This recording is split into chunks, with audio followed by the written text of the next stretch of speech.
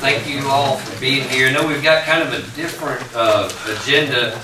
I do want to go over just a couple of notes as we get ready to go in. We'll go ahead and start off with our planning and development. That we'll have an update on the zoning cases that will be coming up on the 15th. Then our ethics ordinance to discuss possible changes or the creation of an ethics ordinance. What I would like to do is move the financial management to item number 5, and that way we'll do the zoning ordinance portion before and the finance portion third. And I'll have Mr. Strickland kind of help us through some of the conversation on that one for sure before we get to a point of adjournment after that. While we're going through these, I think one thing is we did advertise the public hearing for the ethics ordinance and for the financial management and procurement to be on the 15th. So the purpose of today is just to make sure that we've gone through and we've reviewed a lot of those comments.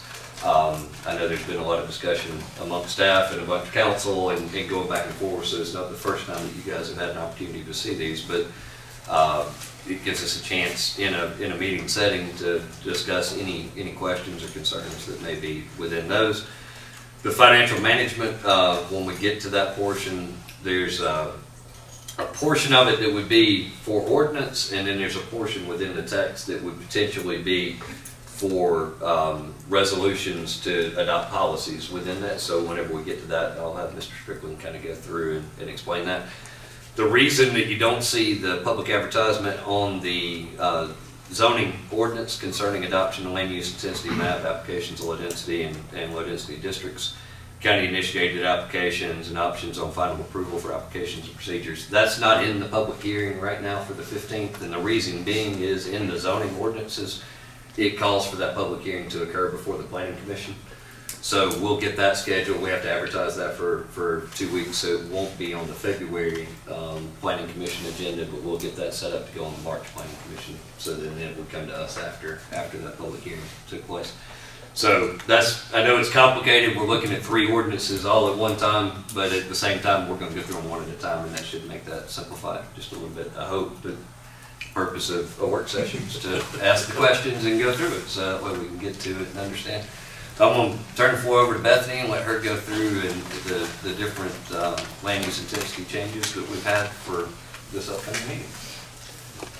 Okay, the first one we have is Brandon Kent, located on Eagle Parks Road. He requested to go from rural residential to suburban residential. He has 2.31 acres. There are currently 2 residences on the property, his and his father's, and he is wanting the ability to split those into 2 individual parcels. And as you can see, there they are right there. Next one. Mostly he is surrounded by a lot of suburban residential already, rural residential, and then some ag in the back. And the planning and development staff recommended approval of the request to rezone the 2.31 acres from rural residential to suburban residential, and planning commission voted unanimously to approve.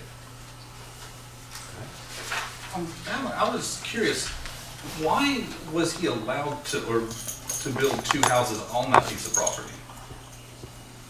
That I don't know, that predates. Was it before the zoning was put in place? They've been there for a long time. That I don't know. Okay. The only question I had, and I didn't see it in the initial presentation, did he have the line where he's trying to split as far as the entrance? Will there still be easement access, or is it going to be the... It's going to stay, it'll stay the easement access into it. They share that easement together. Right now, he owns the property on his own. Okay. And he wants to be able to, if he wants to move, he wants to be able to be allowed to without disturbing his father. Okay. Okay. But there is a survey has been submitted for approval if the board approves the rezone. Okay. Any questions on that one? Okay. Okay, the next one is Martin and Cynthia Majewski, located on Hawk Nest Circle. They request to go from agriculture to rural residential. They have 5.71 acres. They are currently on a non-conforming ag parcel, and they would like to rezone to a land use that will allow them to give property to family for a future residence. And that is their ag piece of property right there. And planning and development staff recommends approval of the rezone to the request to rezone 5.71 acres from agriculture to rural residential, and planning commission voted unanimously to approve. Any questions? All right. Bagwell and Spears. This is a piece of property that's located on Greenview Road. They are requesting to go from agriculture to estate residential. There's 33.61 acres. Their plan is to develop it into a 9-lot estate subdivision. It will be private, gated community. Roads will be maintained by the owner, and the water will be provided by wells. That is the parcel in question. Go. That's what is surrounding it right now. And then that is their proposed development. Can you go back to these lines? There, I just want to make sure something. Okay. Thanks. I'll stay here for a second. Do they own the property next to it, or do they only own the one? They that only they're- own the one that's highlighted in blue. Okay. The property behind them, they tried to annex that from the county and was denied. Okay. I mean, annex from the city to the county, they were denied on that one. All right. So Bethany, on that one, just because of experiences we've had with other developments, is there a way in that or is there a provision in our subdivision process right now that would require those to be county roads instead of private gravel roads? Is there a way that we could stipulate that, or? We could probably work with them on it if they wanted to bring them up to county standards and eventually we took them over. But that's a long process. Well, if it's gated, it takes away the Yes. ability for it to become, if they're gonna gate those. So that would- there's that a would lot have to remain that private. goes into that. And can they, once they've started this process, could they switch over and say, no, we do own county water? And, It's actually in the It's city's in the water city's service. Oh, it's in the city's water, okay, Yeah, okay. it's It's in their- outside of our water service. He has proposed some pretty large houses up there. Planning and Development staff recommends approval of the request to rezone the 33.61 acres from agriculture to estate residential, and the Planning Commission voted unanimously to approve. I'm gonna flip backwards, get it zoomed in. So they're ranging from 3.01 acres up to 5.1 Yes, sir. acres from the parcels. They are. Okay. Any other questions? I know we went through them as we were going from slide to slide. I'm good. We good? I'm good. All right. Robert and Amanda Lewis, this one is located at 52 Pettit Road. They requested to go to from ag to RR, 4.26 acres. The parcel is currently a non-conforming agricultural lot. The request is to zone the parcel so they will have the ability to build another residential structure. And as you can see, it's that piece right there, and it's surrounded by ag and rural residential. Next. Do they own that? No, they don't own the property behind them. They only own that piece, that little 4 point whatever acres right there in blue, 4.26. Okay. And there you can see it, it's without the zoning on it. And the recommendation was Planning and Development staff recommends approval of the request to rezone from agriculture to rural residential. Planning Commission voted unanimously to approve. Questions? Is this the one that had all the questions about the who owns the road thing? Did all that get sorted out, or? Yeah, it's sorted. The county owns it's a county right away. It's Okay. Everything through there's 30-foot. Okay, so that right away. all those questions. Yeah, Taken care of. I Okay. think council actually provided the property owner in question that was questioning Okay. that, a Okay. written response to Okay. show that. Any other questions on that? Okay.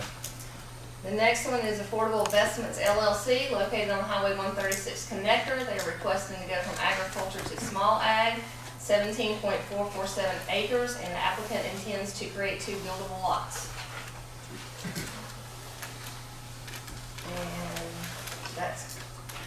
it's that corner, it's that piece. Well, you'll have to go to the next one. I can't see it on That this piece? one. Yeah, that piece. Okay, that piece is the one that we need to look at. So that one makes more sense Yeah. as to the piece you're talking about. That one I can see, the other one I can't. But anyway, there's the parcel right there, and they do already have, there is a house, close Okay, so then the rural residential, never mind, it's some different piece that I'm thinking of. They have, they just bought a whole bunch of that property up around there and get ready to do, you know, just part of it at a time. But right now, that's what their intention is to build, is to rezone that to small ag for 2 lots. Planning and Development staff recommends approval of the rezone request from agriculture to small ag. Planning Commission voted unanimously to approve. Questions or? And it will be deed restricted as well. Okay. Steve Smith, Upper Salem Road. He was requesting to go from highway business to agriculture, 11.89 acres. Current zoning does not allow for single-family residential structure. That is his parcel right there. Next, yep. Next. Planning and Development staff recommends approval of the applicant's request. Planning Commission voted unanimously to approve. I'll channel my inner Tatum there and say if you're going from highway business to ag, you don't even have to talk. Yeah, we can, it's a yes. Any questions? That's pretty good. I never realized how close to the property line the old dirt track actually sat until the, looking at the map. It sits on the line where the dirt races were taking place on time ago. And the other one that we had on that agenda had been, they had requested a withdrawal, so that's why we're not hearing that. Okay, Thanks. thank you very much. Any other discussion on any of those? I know those will all be determined. The video is actually on No Pickens site. I know I watched it shortly after it first got posted and probably watch it again before the meeting on the 15th. I recommend just in case you have questions. I think a lot was discussed in that one. All right, so the next item will be our ethics ordinance. To go through the draft, just to make sure everyone, I'll give just a brief introduction. One, as public officials, we fall under state law, under the ethics guidelines as to what we're held accountable for. The state law does define the, I think Lisa's playing a joke on us though. Because mine actually doesn't have the ordinance, it just has the cover sheet. Mine didn't either. I was just looking here in the packet, I'm like, no. In Lisa's defense, Lisa's computer was messed up at the time, and so her chairman actually printed it for her out of an attachment. I wasn't gonna give you away. So, yeah, of all times. So, we've got the copy here to work on. I apologize about that. But under state law, there is a code of ethics that does apply to all public officials. So us as Board of Commissioners would have that within something that we're held accountable for under OCGA 4510-1. That has it, it's listed. What we've done is tried to take and break that out to create a set of procedures for ethical guidelines for any staff that answers under the Board of Commissioners. I know we're working with staff creating the initial draft of an ethics policy would essentially create, anytime a complaint that was filed, the procedures for that complaint to be filed, and the procedures for a hearing. Now, whether that's a complaint against one of us, that somebody believes we violated the ethics ordinance, or if it's a staff member that violated the ordinance, it would create a set of procedures that fell. Now, that doesn't completely replace any other grounds for termination or any other things from the employee handbook that could cause issues for employees. It's specific to those ethical issues. I'm just going to read just the ethical issues. There's 10 that are in here. One's put loyalty to the highest of moral principles into the county above loyalty to persons, party, or government department. Uphold the Constitution, laws, and legal requirements of the United States and the state of Georgia, and all government therein, and never be a party of their evasion. Give a full day's labor for a full day's pay, and give performance of his duties in his earnest effort and best thought. Seek to find and employ more efficient and economical ways to getting tasks accomplished. Never discriminate unfairly by the dispensing of special favors or privileges to anyone, whether for remuneration or not, and never accept for himself or his family favors or benefits in circumstances which might be construed by reasonable persons as influencing the performance of his governmental duties. Make no private promises of any kind binding upon the duties of the office, since a government employee has no private word which can be binding on public duty.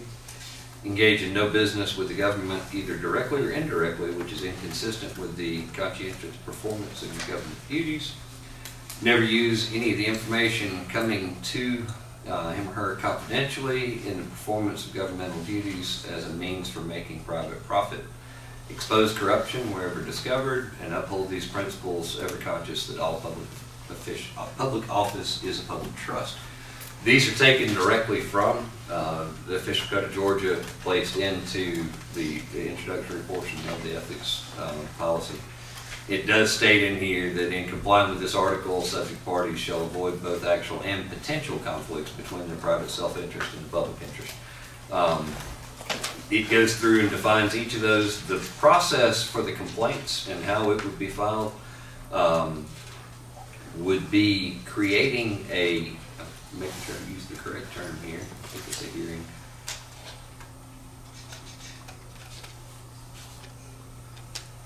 Board of Commissioners shall approve a list of attorneys who may serve as ethics officer for future complaints on a panel list. The panel list will be maintained by the county clerk. And in the event that this complaint is filed, a hearing would be scheduled before that hearing ethics officer, so that way they could hear it, and the person that's complained against would have the opportunity to speak on their behalf if they so chose at that hearing, and then the recommendation would come back to the Board of Commissioners. The recommendation could include verbal censure, written reprimand, disciplinary action as specified, or termination of employment that then would come before the Board of Commissioners to make that final determination. In the event that the complaint is on one of us, it defines that the one that it's actually on would have to recuse themselves from participation in those discussions. Because we're in an elected position, it would be either verbal censure or removal from office to the extent permitted by state or local law. If found, that would be the recommendation that would have to be determined in that particular point in time. I think it's just another example of ways that we want to show the highest ethical conduct, not just for ourselves, but for all the staff that represent the Board of Commissioners. I know that staff provided you guys with a copy, and there's been an ongoing conversation with council back and forth to make sure that everyone was informed of the different procedures. So I'll open it up for any questions you guys might have. The public hearing on this will be the 15th, so this is just the making sure we get a final draft of it. The council's answered all the questions I have, so. I have no questions. I'm excited to see it though. Yeah. I think it's been long overdue for the counties. I think so. I think it's well drafted too. Yeah, it is. I will say, and going back and forth, and I know that engaging in some of that it's thought through, the steps are thought through, the way in which that it's brought forward to make sure that it's reviewed. I was very pleased with that. All right, I'm gonna hand you your copy back. So I have one sitting on my desk, I just didn't have it in there. So you guys are comfortable with continuing to keep that on the agenda for Yep. 15th for public, Yep. for public hearing on that? Absolutely. All right.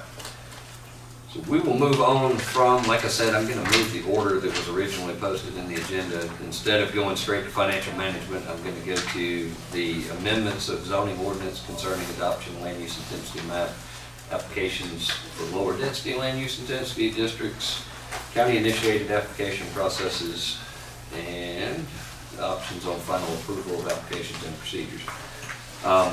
Timing wise, I think it's good with the comment that you just made, because one of the things that this does cover is to create a simpler process for applicants that are attempting to downzone, to move from a more intense district to a lower intensity district. Right now, it's the same procedure for all different levels. This would create an opportunity within this ordinance in that particular category that hearing could go straight to the Board of Commissioners, so that shortens that time period by a month, that somebody's trying to get through that. It also takes away any fees associated with that application, if they are. And that's just one of the sections. Section 14C of it was the Board of Appeals shall adopt rules and procedures necessary to carry out the purpose and authority. That's in our current, and it just refines the language. Section 6714 dealt with the Board of Appeals being authorized to receive, consider, grant, or grant with conditions or deny applications for variances, and defines the process for how that would take place. Section 6714 would state that upon filing the complete application for a variance with the Planning and Development Office, or upon filing any complete application accompanied by a fee for appeal or special exemption with county clerk, a public hearing shall be scheduled and held on the proposed variance, appeal, or special exemption at least 30 days prior to the date set by the Board of Appeals for a hearing. And it defines that process of how to go through that to appeal a variance decision. Under the amendments to the Appendix A of Chapter 67, Section 3 would state that at least one public hearing shall be held by the Planning Commission prior to the adoption of an amendment of this appendix, the Land Use Intensity District Ordinance, and the Land Use Intensity District Map, except for such matters indicated by or initiated by the Board of Commissioners, in which case the public hearing may be conducted before the Board of Commissioners. So if the Board of Commissioners initiates that process, it would come straight to us to conduct that public hearing. And that hearing would be consistent with all zoning laws in 66.1 OCGA. The initiation of amendments, the Appendix A is the Land Use Intensity District Ordinance, and the Land Use Intensity District Map may be amended from time to time subject to the following. Amendments must be initiated either by the Board of Commissioners, the Planning Commission, or the property owner, or the property owner's duly authorized agent. That just more clearly defines the existing procedure that's in the current ordinance. Section 15 is the procedures for conducting a public hearing. It just defines how those are to be conducted. Section 15.4 is the determination of interested parties. Following the application, presentation, the presiding officer may ask for a show of hands for persons wanting to appear. It further defines how that hearing would be conducted so that there's equal time given for and against the issue at hand during the public hearing. Section 15.9 would be where it's discussed to vote. After the public hearing is closed, the Planning Commission may vote upon proposed application. I think that was one that was caught in one of the drafts with the language. Right now it says may vote instead of, I think that was interested to change that to shall vote, so that a recommendation does come to the Board of Commissioners from those hearings. But shall vote up on the proposed application, and then prior to voting, the Planning Commission shall consider all the evidence, and it defines the evidence as how it's presented to them prior to forwarding their recommendation to the Board of Commissioners. Those are all just clearly defining the procedures. Final approval or denial of an application upon receipt of the recommendation from the Planning Commission, the Board of Commissioners shall have 90 days following that to render a decision. Failure by the Board of Commissioners to take action within that time period shall result in the application standing as denied. And it's the Board of Commissioners may approve with conditions, or deny the application. Further, the Board of Commissioners may reduce the land area for which the application is being made, or change the land use intensity districts to a land use intensity district which is no more intense than the one requested by the applicant, or otherwise modify the application at its discretion in a manner that is no more intense than the one requested by the applicant. It states that upon making the final decision, the applicant shall be notified in writing within 30 days. That's consistent with the current law. The one section that's probably got the most significant change that we would look at is under distribution, and that is Section 18, special procedures for requesting amendments to the land use intensity district map involving requested changes from a higher density land use intensity to a lower density land use intensity district. Notwithstanding any other provisions in Chapter 67, this section shall apply to any application seeking to reduce. Those have been defined as an application for any rezone to ag, any rezone from urban residential, suburban residential, rural residential, and estate residential to small ag. Any applicant seeking to rezone from urban residential, suburban residential, rural residential, and estate residential, and or any applicant seeking to rezone from urban residential and/or suburban residential to rural residential. So any that's moving down in intensity, any application seeking a lower intensity amendment shall not be required to pay a filing fee. The applicant shall be reviewed by the county staff, and a report shall be prepared to confirm that the application constitutes a lower intensity amendment as defined above. Upon confirmation by staff that application seeking a lower intensity amendment, the application shall be subject to a public hearing before the Board of Commissioners in compliance with sections 9 and 10 of the ordinance. Board of Commissioners shall render a final decision in accordance with subsection 15, which we just reviewed. So those would go straight to the Board of Commissioners and review the amount of time necessary, but still stay consistent with the zoning laws. Am I missing anything on reviewing that? I haven't seen anything yet. So any questions or discussion beyond those that have been through there to create this draft? I know there was a lot that went to get to this point, but just to make I'm sure. very excited about this one. Yeah, I'm glad this is fulfilled her motion. So, Well, that one we'll have scheduled for the 15th as well. The other is, it just goes along with that on the annual approval of the land use map, that the process of placing that in ordinance, and that'll be on the 15th public hearing as well, that we will go through. Is it going to planning commission? Sorry?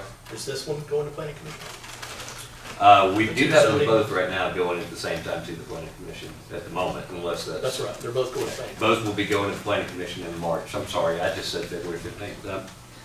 Mixed the two together. So it will go before the planning commission for the public hearing and then come before us following that for approval. Any other questions on that? Exciting stuff. Since y'all are probably tired of hearing me talk, this next one gives an opportunity for Mr. Strickland to speak a lot on. Can I have you back up real quick, because on the one ordinance that relates to the map itself, I don't think the current exhibit has that map attached. Do we have that map to attach to the ordinance? We have a digital that we can, yeah.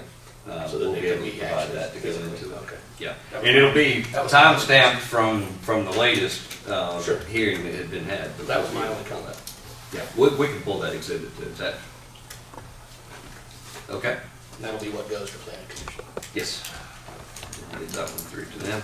I think you had a final red line version of the next one that we were going to discuss is financial management and procurement policies. That way we can make sure everyone has the latest draft of that. Is yours there? I handed him There that. you go. Okay. Just to make sure we're all looking off the same. It's double-sided, I hope that doesn't cause anyone any real problem. I'm just going to define what the different divisions, what the different subsections were that were contained within this, trying to establish. One is the fiscal year, defining the fiscal year, financial reporting, budgeting, maintenance of the general fund balance, administration of revenue, audits, procurement protocols, financial assets, and debt. Are all the different areas that were covered. I know we're still in the middle of the red line version. There's still some work to be done as we're going through finalizing this one before the public hearing. And one of the things that was discussed before was the potential of taking a portion of this for ordinance and then some of the other being by policy statements that we would approve by resolution. That way they're able to be fluid as things had changed. So I'm going to let Mr. Strickland kind of take over there and define where those lines were in the recommendation. Thank you, Mr. Chairman. And I do want to provide an opportunity for as many questions as you all may have with respect to the information that's before you.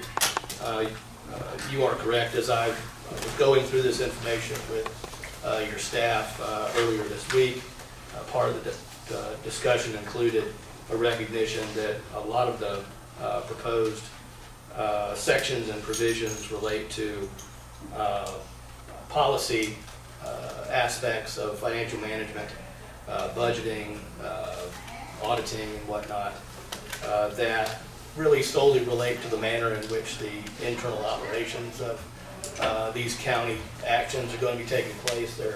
They're not sort of public focused with respect to aspects of public taking action. It's really with respect to how the county is acting. And having that in a established policy adopted by resolution is my recommendation for making that recognized as a working document that you will be utilizing nearly daily with respect to your operations as you go along throughout the year. But there are aspects of the document that's before you that could appropriately be codified into the ordinances. Just to start from the beginning, there's a recommendation, the portion that's crossed out there at section 2-301 regarding the fiscal year, that's currently in your ordinance. I think out of this packet material, that's the only thing that's currently in your ordinance, is that one sentence with respect to the fiscal year, which mirrors the calendar, January 1 to December 31. That's not changing, but your charter provides that the board has the opportunity to, from time to time, determine what the fiscal year should be. The default, if nothing is selected, would be the calendar year, January 1 to December 31. So because that's already covered in your charter, and because you have this sort of codified ordinance that also states that the fiscal year is January 1 to December 31, my recommendation really would just be to keep that section 2-301 the way that it's currently listed in your ordinance, and not remove it out and replace it with the proposed 2-302, which has some additional language with respect to repeating that it's a calendar year, and then also repeating basically from the charter that the board can amend that as necessary. You already have the ability to do that, and some of that we can really dispense with. Division 2, as you said a moment ago, is a variety of sections that deal with financial reporting. Here, I think pretty much this entire section could be included in your policy document that you adopt by resolution. A lot of this, if not almost all of it, relates to requirements that the county must follow pursuant to state law, pursuant to reportings with the Department of Community Affairs. And again, I think it does provide good information for your staff or internal operations to have some sort of a policy guide to look to follow with respect to requirements that are mandated upon the county with respect to financial management throughout the year. So those will be coming back. I don't have a lot of edits or suggested edits in those sections. If you have any questions about the Division 2 material, other than cleaning up some statutory sites and some other references to some of the state laws that apply, I've pretty much well left those provisions alone as drafted, perhaps with the exception of 2-307. And I know that it's something that we're getting to later in the evening, but I'm going to pull up, I think, in this resolution, regarding your charter.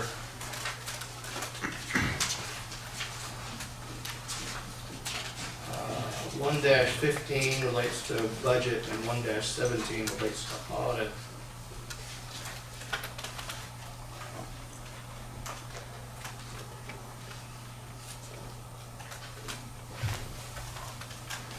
And the aspect of it that I'm focused on is at 2-307, subsection D, where copies of the annual budget get sent over to the grand jury within a certain amount of time following adoption or amendment. And I don't know how often you amend your budget throughout the year. Some organizations amend their budget to deal with things that come and go, grants and otherwise, quite often. And I think in one of the proposed amendments to the charter, which has this language in it, it's not a state law requirement, and it is something that you can dispense with. If that charter amendment is processed in that way, that would be a similar recommended change here, because certainly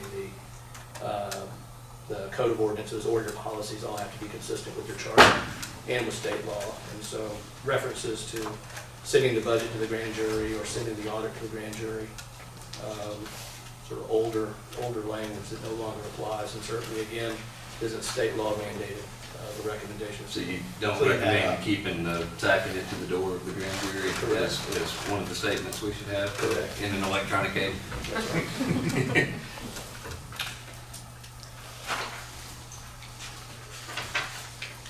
Moving on, if we can, unless you have questions to Division 3. Similar comments with respect to budgeting. A lot of the provisions in this budget section relate to state law requirements, aspects of budgeting that are already mandated. I do have one section at 2-316 where, based on state law, it references having at a minimum 3 separate funds listed in your budget. One being any general fund, or the general fund, any special revenue fund, and each debt service fund. There wasn't a reference there. And so I've added a section for some comment regarding debt service funds. I don't know if there are any sort of debt service funds that are maintained in your budget, perhaps not, but to the extent there's ever debt service that is a part of your budget, it would be good to already have some sort of provision regarding debt service funding with respect to your budget there. And so that there will be some added language there that we'll finalize in that document for the resolution. Again, just some cleanup edits with respect to state sites.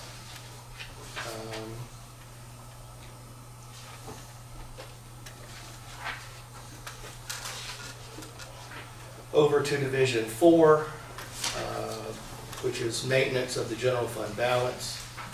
This is another section, and you're going to hear me keep repeating myself. I think a majority of the information that's been put together is appropriate for the adopted financial management policy that you're going to have adopted by resolution. This Division 4, maintenance of the general fund balance, again, really tracking requirements with respect to state law and administration of revenue. Same kind of comment there.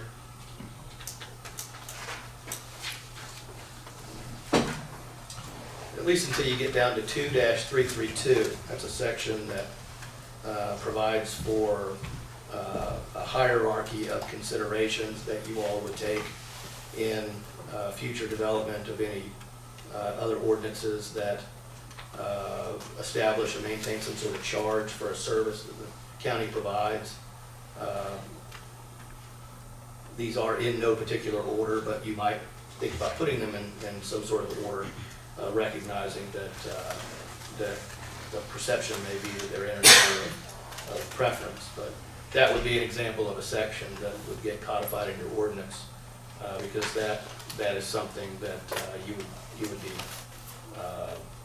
representing to be codified with respect to how your budgets and how your charges that get set up for services that you provide impact the citizens of the county, or what considerations that you're taking when you're setting those values. Grants is a section that is potentially to be codified in your ordinances. There is a section as drafted, and I highlighted this for you all to have a discussion about it because I think it merits discussion at a work session. But there's a section here that I'm at 2-333 with respect to grants, and at subsection B, the proposed language says all grant applications must be signed by the chairperson, and that's fine as stated. But the consideration that I would put before you is with respect to potential grant opportunities that have some sort of funding component required by the county, like a match of some sort. And prior to the application getting submitted, I would think that you would want some sort of full board discussion about those opportunities. Essentially a pre-approval before we. Basically, because if there's a scenario where if it's something that wouldn't get approved even if you were awarded a grant, because the board, the majority of you don't want to go forward with it, that would be better to know that on the front end before you spend a lot of time putting a grant application packet together. So procedurally, I just think that it works better to have scenarios where you're making those considerations on the front end, particularly when there's gonna be some sort of monetary obligation by the county if the grant's accepted in the future. Grants that don't have a match, that are just for available money that might be out there and available, I think you might consider administratively to the extent it would be beneficial. So just adding a subsection that grant applications that do not require a match could be signed by the chairperson. I would think so, if you would want to administratively process those a And little then any quicker. others would be. Right. Yeah, I think that's a wise addition. Similarly, on the provision that's at 2-334, it's a section that relates to collection of amounts owed to the county. And at subsection C, the language currently says, the county shall utilize its enforcement capabilities to the fullest extent possible. And if codified, of course, that becomes the mandate of what the county has to adhere to with respect to sort of any debts that might be owed to the county. And in a lot of cases, that's certainly perhaps appropriate. The comment that I make there on the margin is that you might want to consider adding some language there to provide at least some flexibility for considering some sort of claim that you might have that is recognized as being small enough where enforcement efforts might be more expensive than what you would anticipate collecting. And so you'd want to at least have the opportunity to take that into consideration instead of having a provision or a law that says no matter what, everything has to be approached at the fullest extent possible, you know. The auditor selection and performance section 2- I'm down in Division 6 audits. A lot of the audit requirements that the county has, again, are all based on state law. You're already subject to a lot of these requirements, and I think it's appropriate to list a lot of this in the policy document that will be coming back to you by resolution, as opposed to some of the other sections that might be in the ordinance and ultimately codified in your code of ordinances. Several of the audit sections, I think, are appropriate for the ordinance nonetheless, particularly conduct of the audit. And I'm back to the charter where at 2-338, term of the audit relationship regarding the limitation of how many consecutive annual periods a particular audit firm can provide audit services to the county. You know, whatever the suggested updates are with respect to the charter. Certainly your ordinances and your policies, if they're not established consistent with that, when that change, if it goes through, is ever effective, or once it becomes effective, you'll want to revisit perhaps, unless it's fixed from the front end, some of those sections that are currently being written with respect to the current charter language.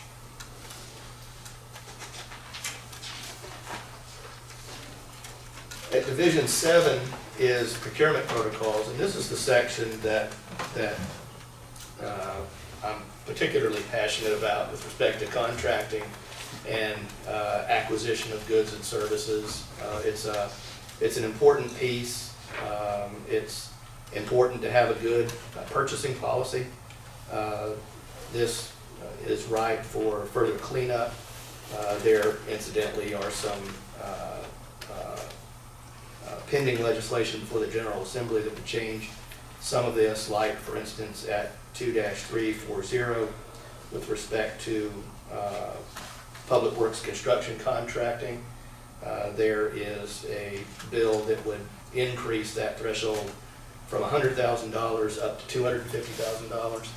That is a piece of legislation that actually passed last year and was vetoed by the governor because it didn't have comparable language in it that would hold the state contracting thresholds at that same level.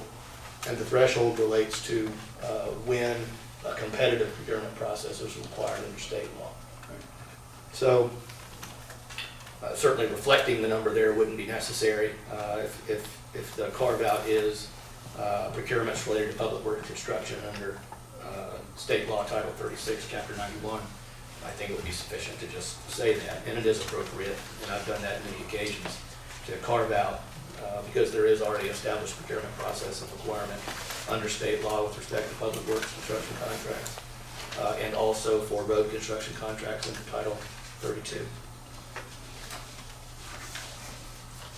Again, a lot of this is right for the policy to be adopted by resolution.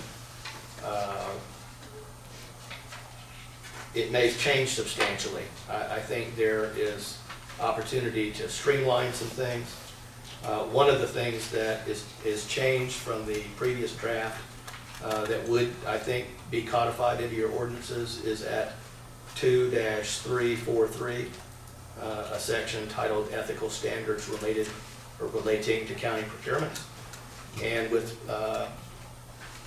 at the time I was first looking at this, it wasn't on my radar that simultaneously an ethics ordinance was being processed, which is good. And as you all mentioned earlier, it's a nice piece to put into your ordinances to keep there from being any conflict with respect to definitions of conflict of interest or when things apply. My recommendation is to delete the text of this section because everything would be covered under the ethics ordinance. And I've got that edited or removed text replaced with the paragraph that you see listed there on page 26.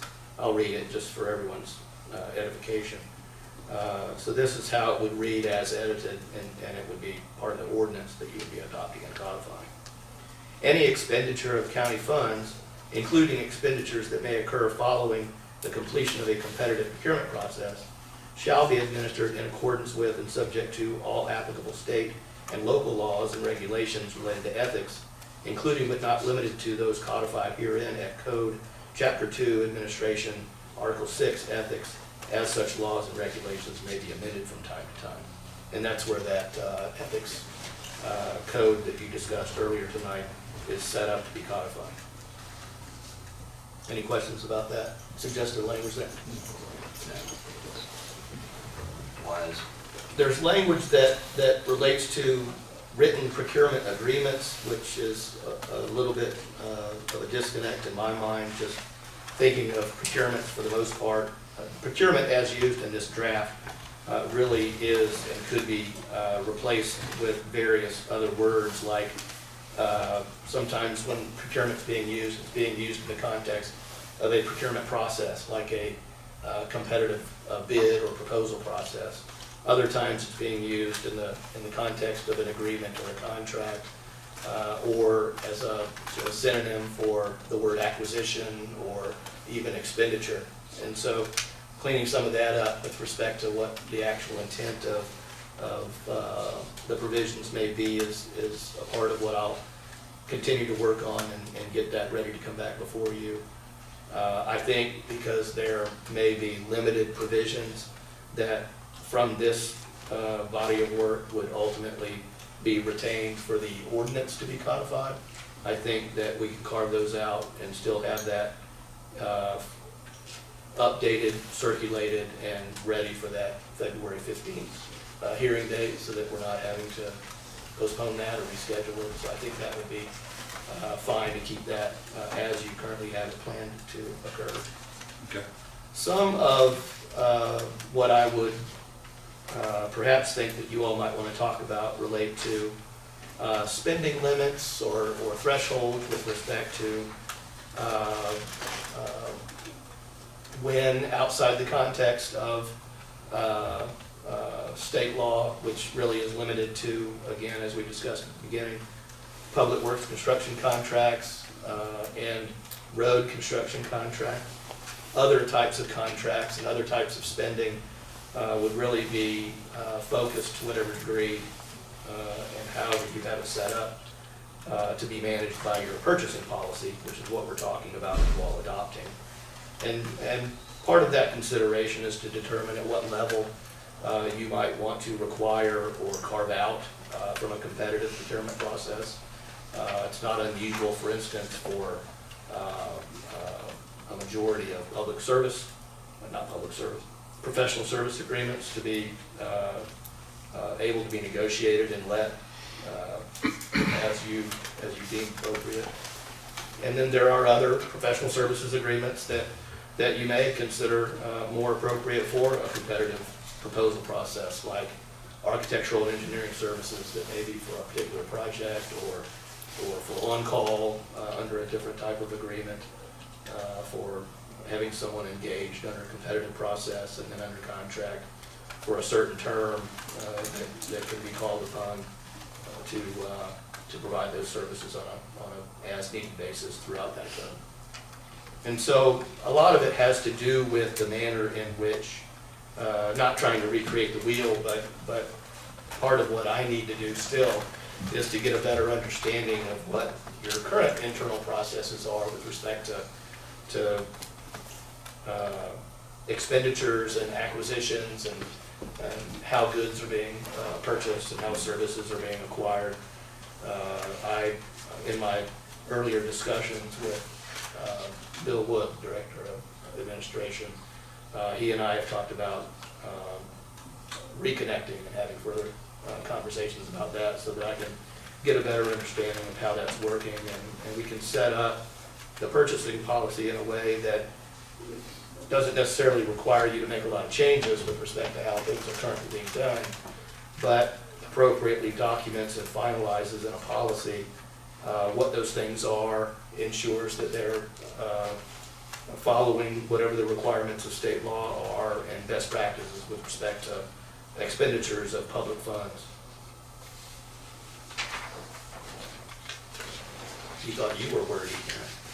Yeah, no, I probably, Along that same line, and let me see if I can't find it, levels of authority, I wanted to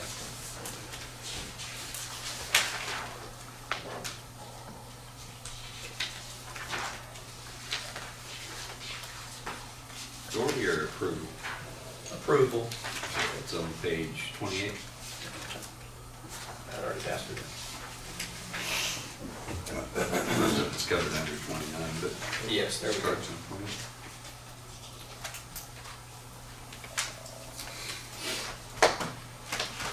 And I don't know, again, what, if this tracks what you've been doing or if this is a change. There are categories of expenditure with respect to small purchases, if you will, a lot of this will be certainly in conjunction with an adopted budget. Things that have already been allocated from an appropriation standpoint.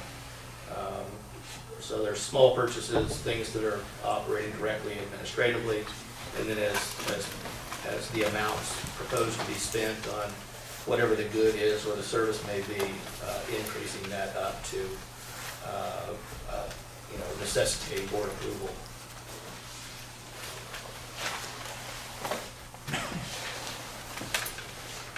We'll clean up some of the references here where it talks about competitive process with sealed bids and with proposals. Make sure there's a clear understanding as to what those two processes are and how they are appropriately utilized, what the evaluation criteria should be at a minimum level with respect to any of those procurement processes, what state law might require for the public work construction contracts and the road contracts, even though those might be carved out of the other aspects of the purchasing policy, there still should be an understanding of what those requirements are with respect to how the county is processing those types of contracts. I'm sure you have a lot of those throughout the year. Yeah.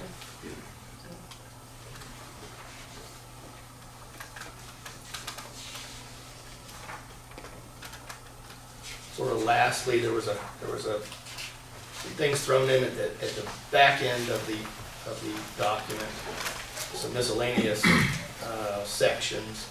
There's a travel policy that, this is something that would need to be codified, but it certainly applies to some internal operations with respect to employees and elected officials doing things that are county business and how those would get reimbursed from a reimbursement standpoint.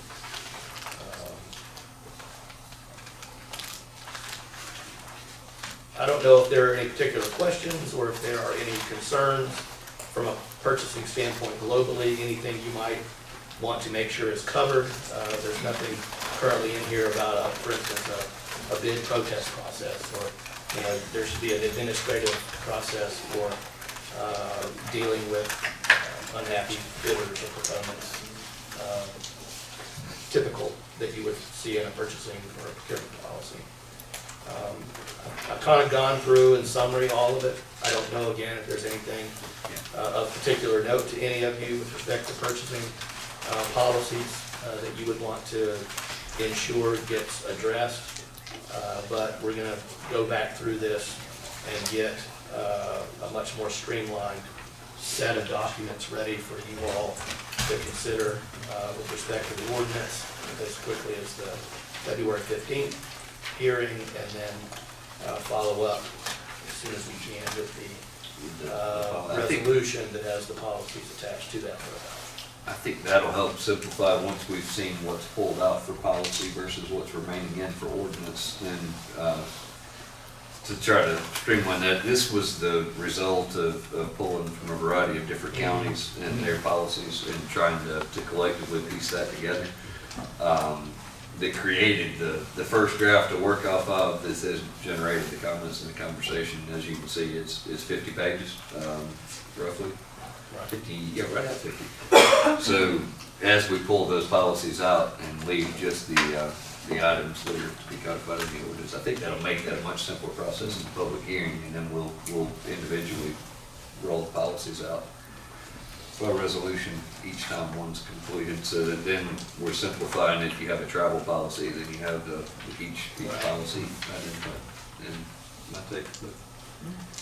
Any questions on that? I know we're a little bit earlier in the phase on this one because we're still trying to get it divided out, but we wanted to go ahead and keep it on the agenda because we think it's important that we get in place. I'm excited we're finally getting into the weeds of this stuff. I mean, I know. we're looking at policies and ordinances. It's good stuff. Now, It is. has a tendency it can get boring, but it's needed, right? I mean, we need to know. But anytime I say I'm the long-winded guy when everyone's here, I'm going to refrain from that statement. That's right. You didn't know what I was capable of.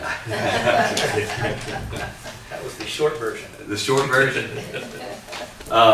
Any final comments in the work session from either of you? I was just gonna say, thanks to everyone for putting this together. It's been a ton of work, and good job. Thank you. Thank you for all the engagement and going back and forth. I know Angie's not here with us tonight, but her email account is broken probably at this point for the number of different drafts that she has sent over the last couple of weeks to get these in place and back and forth with Jeff as well. Glad to do it. So we're very thankful. Well, then at this time we'll adjourn the work session, and that way we can move straight into the call meeting that just has a single item on the call meeting.